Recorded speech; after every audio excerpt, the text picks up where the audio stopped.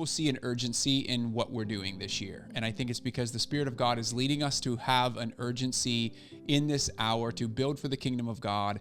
And your family has a purpose in that. And we want to invite your family into that purpose. We want to help you discover that purpose for your family beyond the rat race that is the Matrix. And there is a lot happening. And we just don't want you to get caught up in the spirit of distraction or chaos in your family. We are calling to order all of the things. Felt that. There's a lot that we are doing to order and reorder our lives so that we are living from a spirit of peace and rest and joy and love. And we're starting that with Loving Well this year. Babe, that's so good. I won't lose hope in the night when the fire's growing dim.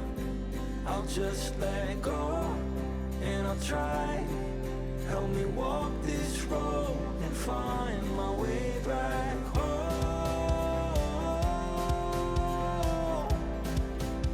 Find my way back home.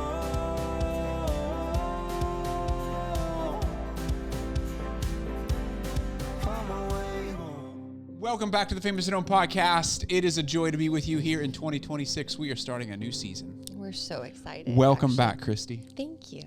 It does feel like actually a new season. So. Yeah. And I'm excited about all of the fun things that are coming up. Tell us about you, Christi. How are you doing? Oh, wow. Over to you, Christi. I wasn't expecting. What do you want to know? I have lots to say. I'm really good. Working on a lot of, it feels like important things. And that's like within our own home. That's with the kids. That's with a sort of we're doing like a new thing with homeschooling. And I don't know, maybe we'll talk about that even. And then with Famous at Home too. And with Tender and Fierce. And it feels like we're doing some of the same things, but in a new way. It is a new season. I hope you guys feel the new season. I think the Spirit of God is doing something. Yeah. As it relates to that, and as it relates to in 2026, we're starting a new season right now. This is the season 7, and I mean we've had probably 8 years of doing the podcast. We restarted seasons. We're doing a season right now called Loving Well, is what we're entering into, because I really think it's really important. This was God's. This is God's doing. I mean, even the people that he aligned for us to have on in this upcoming season and the things that he's doing, it just rendered itself to be loving well. And I think that's what we're called to on this earth as we think about what is our value and the understanding of who we are as human beings. And beyond being human beings, then what does it mean to be husbands, fathers, wives, mothers? What does it mean to be a son, a daughter? What does it mean to be part of a family? And all of that is our inherent value in Jesus Christ, because the Father chose us, because we were chosen because we are loved and chosen, 1 John 4. And so I think as you think about even how we're leading our families this year, you will hear us with an urgency to call higher what we're doing. And you will see that throughout the year as we implement new programs, new courses, as we build the app, and the app is ready to go. I mean, it's put in the show notes today. You can download the Famous at Home app. There's a lot more happening within the app this year that will be coming out. So to even get Famous at Home notifications, to get notifications about Famous at Home, sign up for our email list. We'll put it in the show notes. You'll get the newsletter. You'll get all the things, but also download the app, because there's notifications that come out on that. A community is on that app. There are courses going to be coming out on that app. We want you to have the app so that you can stay abreast to the community and what's happening. And we just genuinely believe that it's time to live different, to be called higher. You've heard us talk about these things if you follow the podcast for any length of time. If you're new to the podcast, we want to welcome you. We want to welcome you to Famous at Home.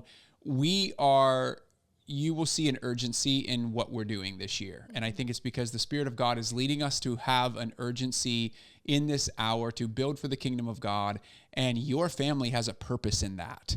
And we want to invite your family into that purpose. We want to help you discover that purpose for your family beyond the rat race that is the Matrix. And there is a lot happening, and we just don't want you to get caught up in the spirit of distraction or chaos in your family. We are calling to order all of the things that we need to be doing. And so even as Christi introduced the beginning and saying, hey, we're doing new things with homeschool, we're doing new things. There's a lot that we are doing to order and reorder our lives so that we are living from a spirit of peace and rest and joy and love. And we're starting that with Loving Well this year. Babe, that's so good. When you said calling to order, though, it makes me think of like the judicial system. Like that is how it works, right? Where it's like the judge actually calls something to order. And you think about, like, that's what Jesus, like, not Jesus, that's what God the Father spoke over the universe. He called it into order. He spoke order over it. He created order. And yes, like, it tends toward chaos, but as the creator and as we follow the blueprints of the creator, we bring back and restore order. And that's what he's doing, is restoring order to a broken system that was broken by sin back in the garden. But it is the restoration of all things. And I think sometimes it can feel, as like, I'm going to speak as like a mom who, you feel the chaos and the disorder on the daily, like not just in your own home, but like in your own mind, because there's so many things, details, things like you are a manager over, we are stewards over really important things. Whether it's like that's at work, yeah. If you're working outside the home, if you're working inside the home, we are managers and stewards over the things that God has given us. That's time, talent, resources, the relationships. And it's so important that we actually steward well the things that we've been given. And that means actually creating order again. And that is what calms everyone. That is what settles everyone. That's what creates peace. And when there's systems that have become disordered and moved toward chaos. And that is, again, in our broken world, that's what we're left here with. That is when things are left, they go toward disorder. And yet I think we can become so fatigued by that. Like, it's like, oh my gosh, like again, here we go again. Like we ask the kids, like, can you just unload and reload the dishwasher? And it's like, again. And it's like, yeah. But every action that we're putting, like every step that we take toward order is actually doing that. It's calling back to order. And the fruit of it is, it becomes actually multiplied. And also, it doesn't return to us void. Like it brings things that are worthy and weighty, and it's important. And so when he says urgency, that's actually, we feel this very much like it's an Esther. This is for such a time as this. And we'll talk about that this season, but it feels timely to call things to order. And it was already ordered today because I unloaded the dishwasher as soon as I woke up this morning. So Landon actually said, hey, can you tell Mom when you go over to do a podcast that it only needs to be reloaded? Wow. And I was like, I will let her know. So I'm letting her know. Yeah. Gold star. Yeah, thank you. Literally gold star. Like, not that you needed a gold star, but you wanted one. Thank you. And so, I didn't need it. But like it adds something. It does. I don't know. Listen. Speaking of love languages, we want to introduce to you coming up this season. I knew you were going to pivot that. Coming up this season, we've got a handful of amazing guests. Dr. Gary Chapman will be with us next week talking about the love language that matters most. And for me, it isn't loading the dishwasher, though I appreciate it. Or you unloaded in this case. Like, I love that. And I love that you're talking about what matters to you. Right. As we talk about the love language that matters most. So you will learn more about that next week. We really want you to dial into that. We have an amazing conversation with Dr. Gary Chapman. Max Lucado is coming up this season. We have Dr. Emerson Egrich coming up this season. We have some other friends coming up this season that I'm really, really excited about. And all of it's geared around loving well. So you're going to get a lot of marriage stuff, but in the middle of that, you're also going to get some parenting things, because even a love language conversation, we get into parenting. And we also have some father-son conversations coming up as well in this season. It also applies to mother-daughter, but it's fascinating what does it look like to love well? I think, and I want to go back to this whole idea as we introduce season 7. I want to go back to if things become ordered when you know you are loved. Chaos and distraction, we run rampant when we don't believe that we are truly loved. Yeah. And I think that is where we want to start today, is that as we get into loving well in this upcoming season, it all starts from a foundation of understanding that we are deeply and truly loved. I was doing a marriage intensive a few weeks ago, and I had I had the husband. I said, "Hey, who are you? Like, just tell me who you are." And he starts by telling me who he is, and I started putting these concentric circles, and I was like, who you are at your core. And he tells me, and I write it down in the middle, and then I was like, and who are you? And these concentric circles just kind of got bigger and bigger and bigger, and it was like, this is who he is. And then I stopped him and I said, okay, I want to correct your identity, because I think when we correct your identity, it'll influence differently how you show up in your marriage. Mm-hmm. And so I ripped the 3M sticky, thing off the wall, and I put up another one, and I drew a different concentric circle. And I said, I want you to understand something deeply. And I know you get this in your left brain. You have head knowledge that this is true about who you are. Mm-hmm. But over the course of the next number of months, I want you to pray into the experiential understanding that this is deeply true about who you are, that at your core, that you are loved by the Father. And I put that right in the middle. And then everything else started to extend from there, and we started to fill it in from there. But until we understand experientially, as Paul writes in Ephesians 3:19, I pray that you might know, epigenoso and gnoso, I pray that you might, these are the Greek words in there, I pray that you might know, experientially, know beyond knowledge, head knowledge, left brain knowledge, the love of Jesus for you. Until we get that, we will run in chaos, we will run in distraction, we will run in trying to find our identity in this earth, either in what we have, we will find it in what we think people think of us, or we will find it in what we do for a living, or what our job is, or whatever that looks like. There's a lot of us that are even struggling because what we do is hidden. You're a mom, you're a dad who's at home.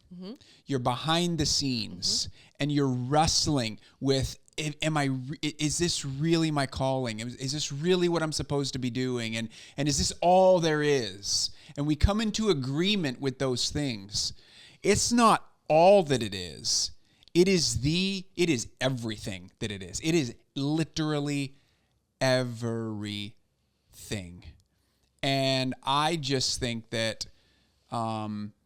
we have to be able to come to a place of understanding that as a springboard of loving well. Who am I? Who am I at my core? And is what I'm doing right now the very thing God is calling me to in this hour? That he hasn't left me nor forsaken me. That he genuinely loves me. That he loves me with an everlasting love, Jeremiah 31. That he is slow to anger. That he's abounding in steadfast love. That he doesn't treat us as our sins deserve. He is patient. He is long-suffering. He's kind. He's good towards you. Do you believe that? That is the foundation for us to love well. And I just hope that more than anything else in this new year, as we really begin to think about what it means to live this out in our families and in the world and build for the kingdom, that you experience his love for you. Yeah, and experience is the word, right? Because like you mentioned, left brain knowledge is one thing. Right brain is the experiential and relational. This is where our emotion lies. This is where relationship exists. This is where like memory comes, where it's like, do you remember that time? Right? Like it's where we can go back to something and it's like, I felt connected. I felt safe. I felt I belonged, and I felt I had dignity. And what's interesting, love is the thing that makes us feel safety, belonging, connection, and dignity. And those are the very things that the body cares about to know, am I safe or am I under threat? And that's why love is so powerful. It literally hits on everything, that those core longings to know, is this safe? And I think so often, even within the realm of faith, right? We're people of faith. If you're a person of faith that's listening, whatever, I mean, we define that in so many ways. But it's very different when you actually look at it through the lens of love. Because we can know things. We can actually say we love and trust Jesus. We love and we trust God the Father. We love and we trust the Holy Spirit. But do we feel the love of the Father to us in order to actually bring a felt sense, so like an actual experience of safety? Because, I mean, I get to meet with a lot of women, and sometimes when I ask them the question, when is the last time you felt safe? Sometimes they don't actually can find an answer. Like, I don't remember. And for a lot of us, I think we're not even sure what that means anymore, because we've lived in such threat. And in order to be able to to give out love, like to actually pour love out of us, we have to know what it's like to hold it within us. And for a lot of us, it's a distant memory.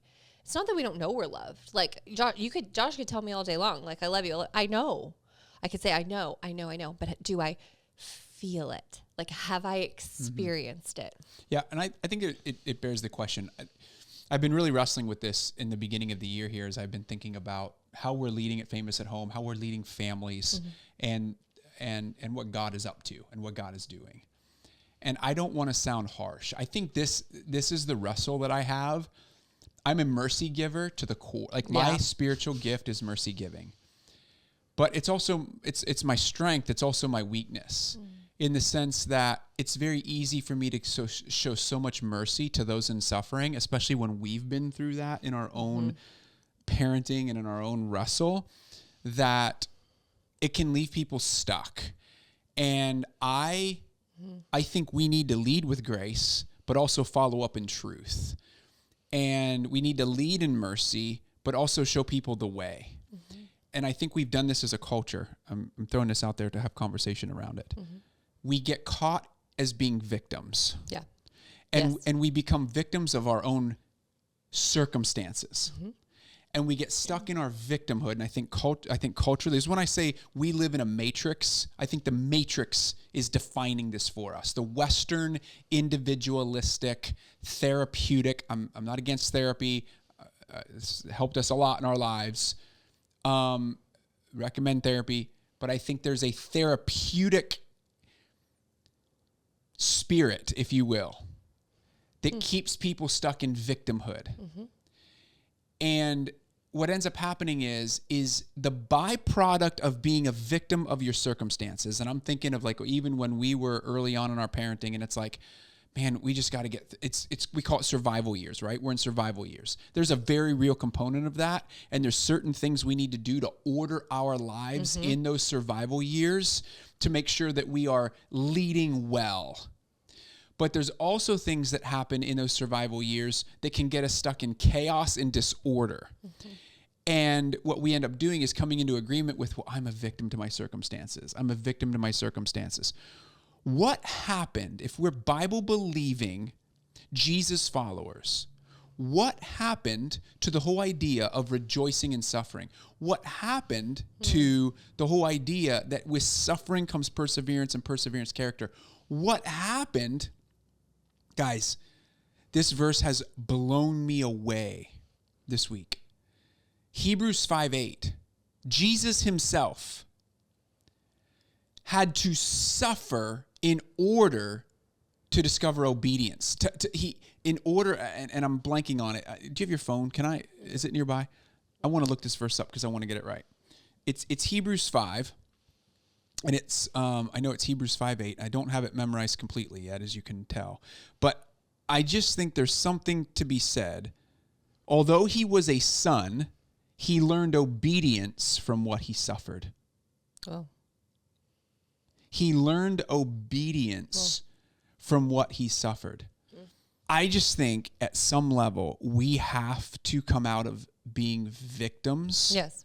Because what we end up doing is we end up thinking that we're victims to parenthood, when the reality is it is the greatest role and greatest gift you could possibly be given on this earth. Yeah, absolutely.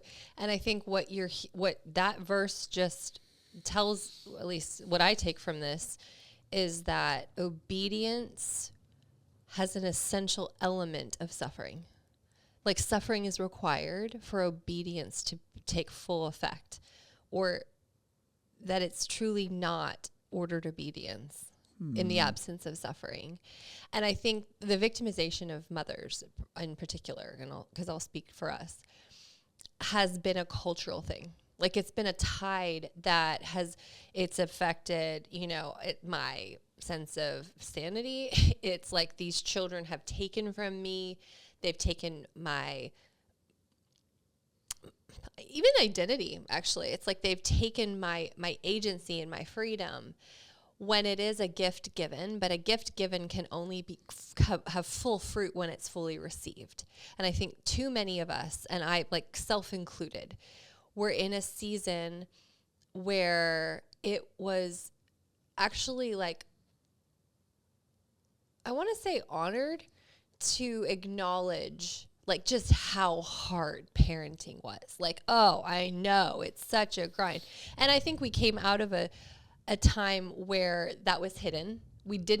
Mothers like just pretended like they had it all together, so it was like, we're not talking about the honest things. And then we swung the pendulum to the other extreme where we complain about motherhood, and the jokes are about like wine o'clock and drinking our way through because it's so hard to endure. And I'm not saying that it's not hard to endure. That's what suffering requires. And apparently also therefore obedience.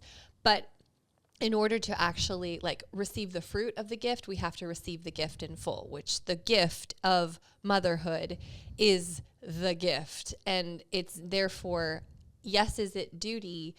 Yes. Yes, is it honorable? Yeah. Yes, is it actually like a very high call? And when we dishonor a role, I think we lose the blessing of the role. And I think that too many of us have become, therefore, like, we see only the negative of the role. We don't feel the blessing of the roles because we've dishonored it. Sometimes we just need to get a little bit of a slap. Sometimes we just need to like be corrected a little bit. Sometimes we need, the Lord has corrected me. I say spanked because, let's be honest, I was spanked as a kid. The Lord spanks me sometimes, just like that little like, hey girl, actually, and it's correction. And that is how a loving parent guides their children, is through correction. It's not like, you're doing so great. Sometimes it is. It's like, I'm so proud of you. You're doing so great. And sometimes it's like, hey, that's conviction. And I'm so thankful for his correction because I could have missed it. And so I say that to all of us. Like, don't miss the full blessing of motherhood or fatherhood because you have fallen prey to the suffering as though this is a dishonorable role, as though the suffering negates the blessing, as if it is like the thing taking from you when it's literally the thing that is giving you the greatest gift. And like really when we say, like, you think of that hymn where it says, it is well with my soul. Like you count the cost of suffering. Like part of it is we have to count the cost. When we chose to sign up to be moms and dads because we know how this works, We had to count the cost. We didn't know the cost. Like, you really don't know the full cost, but you also can recognize that even when suffering comes, as it will, that it is well with my soul. Like, I receive the full blessing of motherhood. I step into it fully. I thank you for the gift of it. Thank you for allowing it for me. And don't let me miss it, because I don't want these kids to grow up and leave. And I look back with so much resentment at myself for missing the full gift that it was. And, you know, our pastor just recently talked about, you know, grumbling and complaining and talking about, you know, and basically saying, have you ever tried to be a senior pastor? Have you ever tried to be in the role of a senior pastor leading a church? And I wouldn't want it. Like, it's just, but it doesn't matter whether it's a senior pastor in the role of a church. It doesn't matter whether you own your own business and you're building a company, or you have your own company and you have employees it doesn't matter whether or not you're a parent. A calling, when you are called to something, when it is a calling, there will be a cost.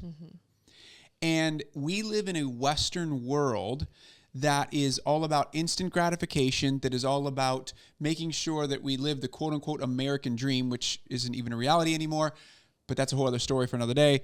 But it's like we live in this individualistic, hedonistic culture that is all about me and my pleasure and I just need to be, right? And it's like, but when you are a believer, when you come to know Jesus, you're a Jesus follower, you're following Jesus, there's a cost to following him. And there's a cost to the callings that we have. But the cost isn't anywhere near what the blessing is. Right. The trouble is we just can't see the blessing in the here and now. And this is, again, in Romans 8, it says this. Hold on one second. He says this, no, in all of these things, we are more than conquerors. We are more than conquerors through him who what? Loved us. When you look at the Greek word, I'm not going to try to pronounce it, what it conveys is a continual, extraordinary, and exceeding victory, indicating that believers not only overcome difficulties, but triumph in a way that surpasses mere victory. In other words, there is a trade-off. We are given joy, an increase in faith, and a deeper experience of God's presence. It's not just victory that we're receiving. We are receiving other aspects of God's kingdom that we can't even experience or feel or even know in that moment. Yeah. You were going to say something. I got excited. You could tell. I did. You will find what you look for. I mean, you expect suffering, you'll find suffering. You expect drudgery, it will be. You expect beauty, you'll find it. Find beauty. You expect gifts and blessing and loveliness, and you will find it. And catch this. This week I was with somebody who we were talking about business and neuroscience, and we were talking about ministry, and we were talking about all these things, and I was sitting with a literal double PhD in neuroscience, and one of the things he was talking about is he said, I love John the Baptist. He said he ate locusts, he was wild. And he said, and he was talking about how they're now at like Harvard and all these other schools, they're combining neuroscience with business education. Okay, we've combined neuroscience with psychology and that sort of thing, but now they're adding it to business because the power of neuroscience. So anyway, so he's talking about these things. But he said, John the Baptist, if you imagine John the Baptist's followers, that was his well-being. Like, your followers donated, your followers gave to your cause if you were a prophet in that day. And so John the Baptist had his followers, and those followers funded his ministry, just like Jesus's followers funded his ministry. He had a treasurer, right? I mean, Judas Iscariot, right? He had people who managed his finances. So now imagine the prophet John the Baptist, who is now surrendering everything. He's surrendering his ministry. He's surrendering his well-being. He's surrendering his finances. Why? Because he starts saying, I am making a way for Jesus. That is the one you want to be following. I must decrease, he must increase, which means go follow him. Go give your resources to him. Leave me alone. Go find him. Go pursue him. And he's now all of a sudden sitting in prison. He finds himself in prison. And you can imagine himself sitting in prison just going, woe is me. I'm a victim. If this were the real Messiah, do you think he probably could have rescued me by now? I think I probably could have been rescued. And I can imagine himself sitting in all of this where he's given up everything. He's sitting in a jail cell, about to be beheaded, maybe even knowing that or that he's going to get killed, but maybe not. But he just sees the end, right? It's like you're in a jail, and it feels like you're in a jail. It feels like you're stuck in the four walls of your own home. It can feel like we're just, getting through the day. We're just surviving. It can feel those things. And he sends his disciples, his followers, out to Jesus and says, hey, can you just go ask Jesus? Just go ask him if he is really the Messiah. I've always found this fascinating. And I always found it fascinating, too, that Jesus doesn't answer the question. He simply says, go back and tell John that the blind see. Go back and tell John that the deaf hear. Go back and tell John the things that I am doing. And what Dr. Irwin, who I was sitting with, said to me, he said, what's fascinating about that is it's so easy for us to sit and look at what God isn't doing in our lives and wonder if he really is the Messiah. And we begin to question, and we begin to take control of our businesses. We can begin to take control of our lives. We begin to try to take control of everything because we can't see what he is doing. And what Jesus always answers is, look at what I am doing. Look at what I am doing. So if you're waking up in the morning and you feel like you're in a jail cell, you feel like you're in a prison, if you will, and you're like, I'm so, please hear my mercy for you. We've been there. I would so encourage you, I wish I would have known this then, to wake up and go, but look at what God is doing. Neuroscience research actually shows that anxiety is pushed out of the brain through gratitude. Write down, voice it into your phone, whatever it is that you're doing. Speak it out loud. God, thank you that my children are healthy. Thank you that you have given us provision.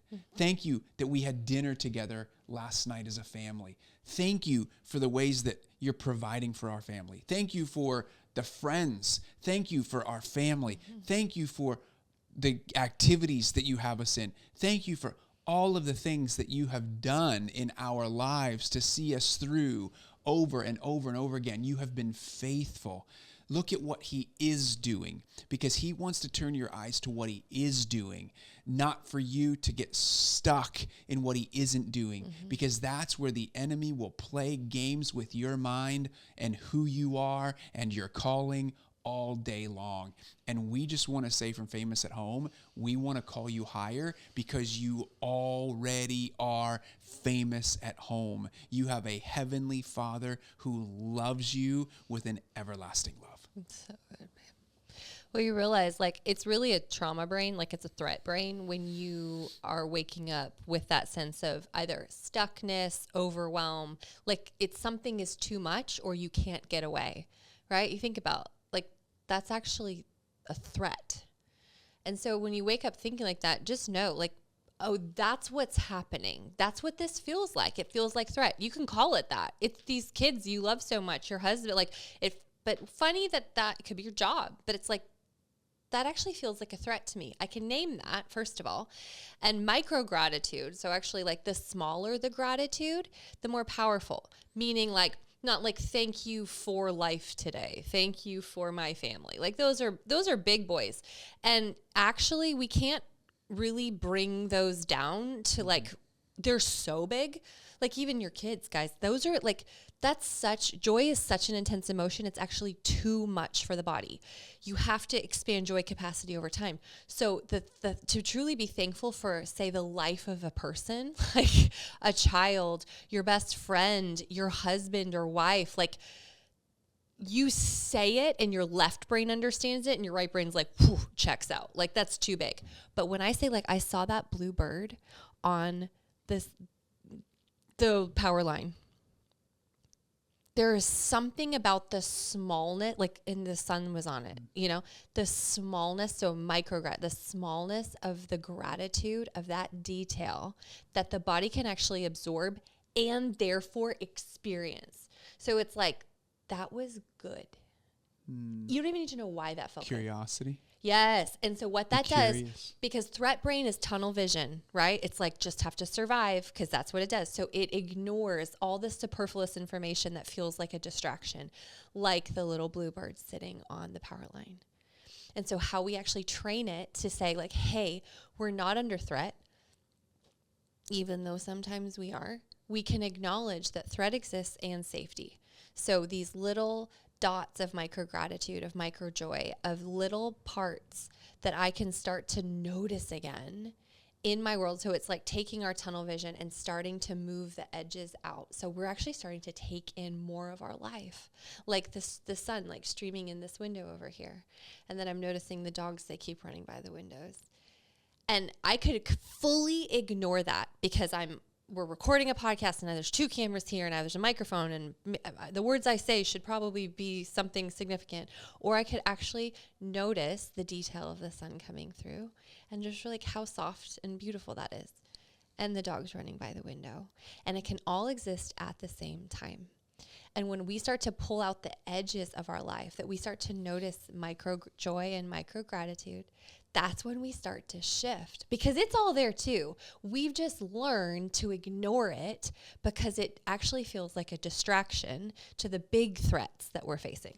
And I also want to say this too, when Christi talks about this, I also want you to think about what it means to thank God for his character. So it might be, hey, God, you are a patient God, right? Thank you for being patient with me.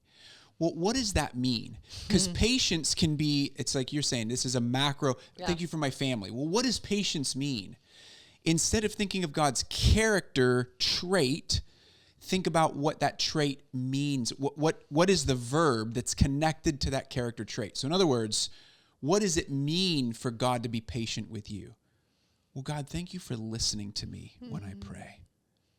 God, thank you for someone who's patient is also quick to forgive. God, thank you for forgiving me for my wrong. What does it mean for someone to love you? What does it mean for God to love you? God, thank you that you choose me. Thank you. Again, it could be listen to me.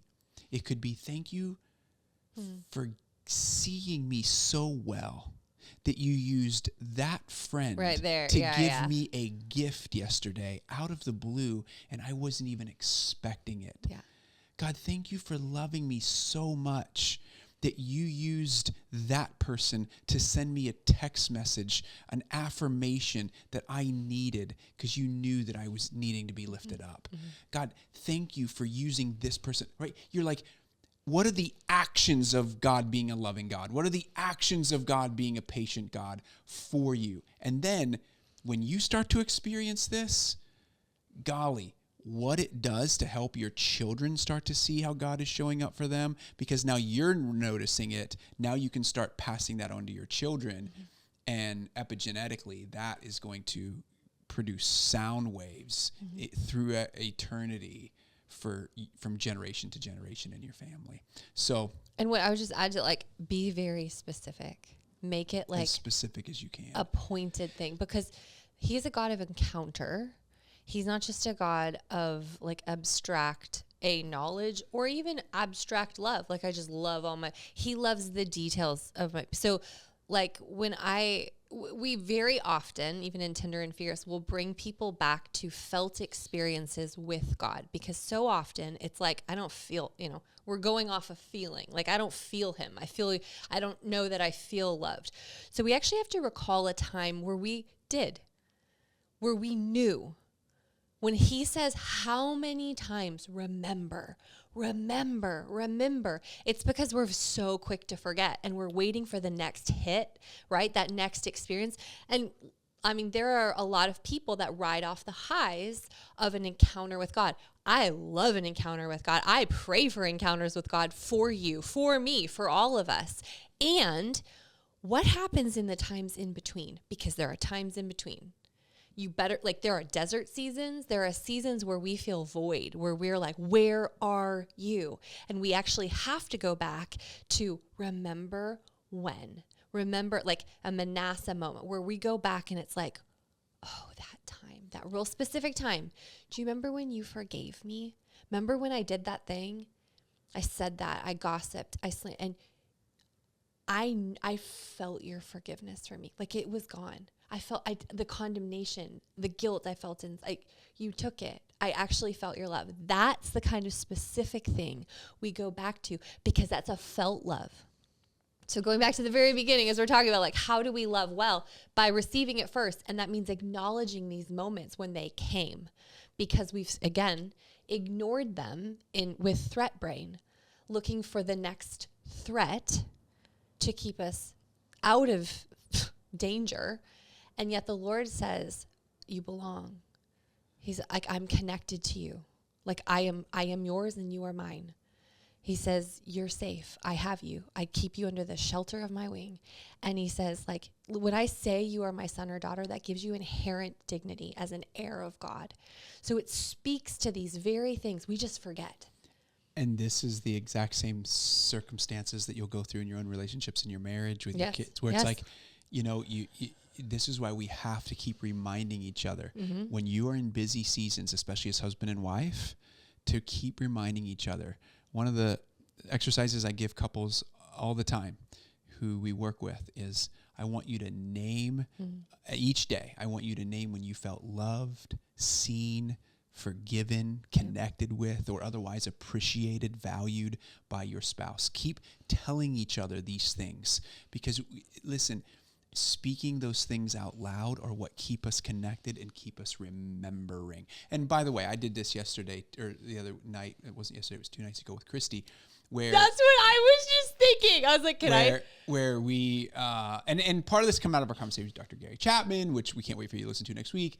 But it's like... About the love languages. I can't, like, I tell Christi, like, I'm proud of you, or I'm excited for you, or you're amazing, or you're awesome. Like, these are very general statements. But the other night, I said to her, what? Okay, so let me just, I like words of affirmation, thought it was my thing. Like 15 years ago when we got married, probably was. Quality time, like loved this stuff, right? And then I looked at Josh and I was like, I don't know that if you say, like, I love you, like, there's something in me 15 years in I can look at you and be like, I know. Like, I know. Which I'm glad you know. I do. I don't need you to tell me. Like, I'm good. But I like, tell me. But, like, it's not, like, hitting the same spot anymore. You know, it's like, I know. I do know. So the other day, I woke up in tears. Not like I woke up, and then I was having tears. Moment, I was having some tears that morning, for sure. Like, grief, some big stuff was coming through. Had a lot of tears.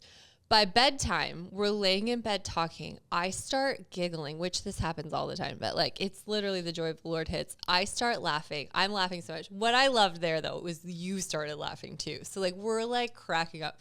So I'm, like, just lots of giggles. And he goes out of nowhere. It's, like, dark. Like, our room is dark. Like, we're literally about to fall asleep, giggling.